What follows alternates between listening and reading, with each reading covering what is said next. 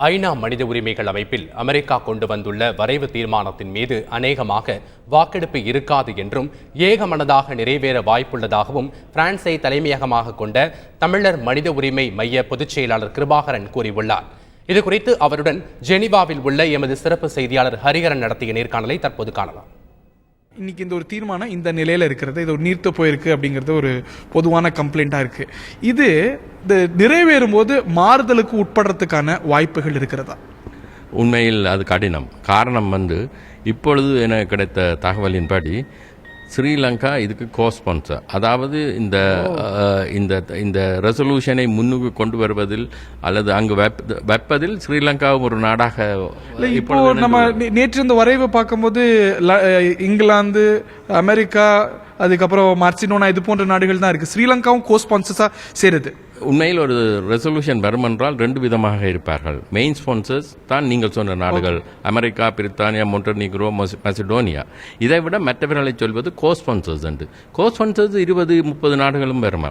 ஆகையால் அதில் ஒரு நாடாக ஸ்ரீலங்கா வந்துள்ளது.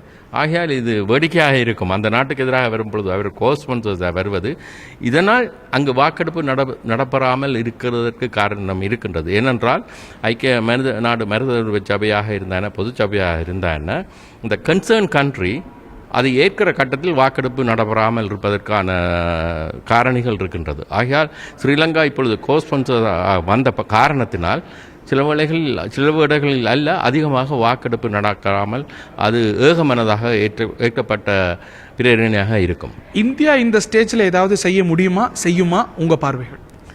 இந்தியா பற்றி சொல்வது மிகவும் சிக்கலான விடயம். வேறு ஒன்றுமல்ல, அவர்கள் ஒவ்வொரு ரெசல்யூஷன் வரும் பொழுதும் ஒவ்வொரு பார்வையில் இருக்கின்றார்கள்.